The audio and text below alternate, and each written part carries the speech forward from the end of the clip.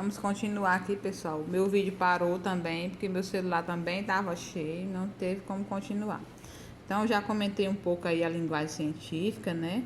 Vamos comentar aqui características da linguagem científica: objetividade, impessoalidade, estilo, clareza e concisão, modéstia e cortesia, situações de uso da linguagem científica nos trabalhos científicos, comunicação técnica, acadêmica e científica. Por exemplo, um médico com outro médico, ele pode usar a linguagem científica lá que eles vão perfeitamente se entenderem, né?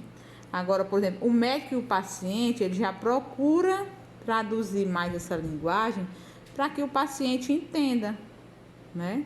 E se o médico for falar lá, prescrever o remédio para o paciente na linguagem científica, provavelmente o paciente vai sair de lá sem saber nem como tomar, né? Então, quando ele vai estar falando, ele já vai sair da linguagem científica e vai mais para a linguagem informal, para que o paciente possa entender. Porque em conversa entre médicos, eles podem usar a linguagem científica, que os dois conhecem, né? É comum aos dois. Vamos lá agora a linguagem poética.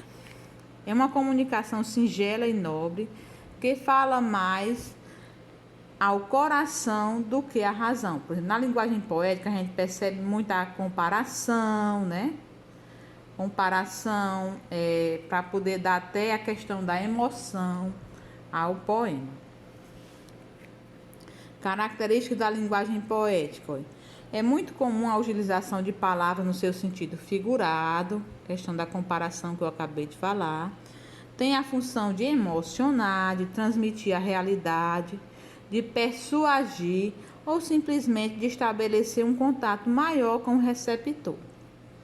O autor faz uso de combinações de palavras, explorando os sentidos e sentimentos, situações em que podemos usar a linguagem poética. É mais comum em textos literários, especialmente nos poemas, canções, quadrinhos, alguns anúncios publicitários, ok? Então, vamos aqui à questão 2. Ele diz assim, ó, no trecho, eu só chutei ela do campinho. Qual foi a consequência que o garoto fez? Quebrou a janela, né? Janela aí do Capitão Rapadura. Interrogando o texto.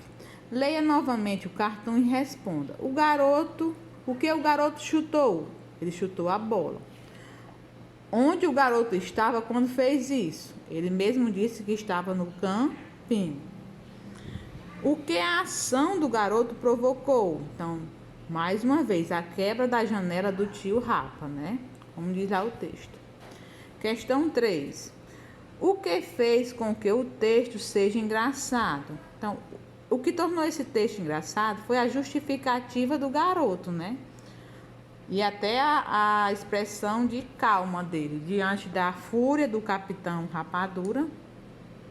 Ele disse que não quebrou a janela, ele só chutou a bola lá no campinho. Então, ele teve bem cara de pau para usar essa justificativa, né? Então, o que tornou o texto engraçado, eu acredito que tenha sido a justificativa e a calma que ele conseguiu manter. Interrogando o texto. Sobre o cartoon, responda. O que o adulto está fazendo? Então, a gente percebe aí o capitão dando uma bronca no garoto, né? Como está a expressão dele? Então, a expressão dele está de raiva, de zangado, né? No mínimo. Até a gente pode olhar as expressões faciais dele lá no cartoon. Como foi a reação do menino? O que ele disse? Então, eu achei a expressão dele de calma. Ele tentou se justificar, dizendo que só chutou ela lá no campinho. Que resposta você daria se fosse o menino e por quê, né? No meu caso, eu ia dizer que não foi a minha intenção e pedir desculpas, no mínimo, né?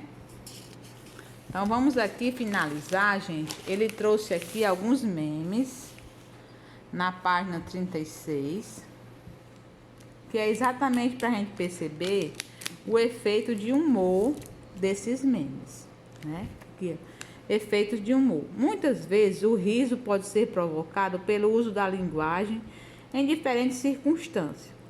O que nos faz rir são situações que parecem absurdas, cômicas, engraçadas, né? Inesperadas ou surpreendentes. Aqui tem o primeiro meme. Todos são memes envolvendo o gatinho, né? O primeiro meme ele diz: amigos, quero que vocês saibam que pode contar comigo, que podem sempre contar comigo. Então, quem diz isso geralmente é para uma situação de problema ou dificuldade. Então, aqui continuando o meme, ele diz: vamos lá, 1, 2, 3, 4, 5. Então, a gente percebe que esse contar aqui não é contar com ajuda, e é um contar real, né? Contar os números. Então, o que torna o texto engraçado é essa parte quando a gente percebe que o contar é contar os números e não contar com ajuda, ok? É bem interessante vocês fazerem essa questão, o que tornou o texto engraçado, porque cai bastante nas provas do SPAES, viu? Vamos ao segundo meme. Por que algumas pessoas colocam o despertador debaixo do travesseiro? Aí a resposta: para acordar em cima da hora, né? Porque se ele tá lá com a cabeça em cima do travesseiro, ele vai acordar em cima da hora. Então, o que tornou os textos engraçados foi o fato dele ter brincado aí com a questão do despertador embaixo do travesseiro, né? É o terceiro meme. Quem é o tio da construção? O tio da construção é aquele, quer dizer, como se fosse o parente da construção. Então, aqui ele usou, ó, resposta, o tijolo.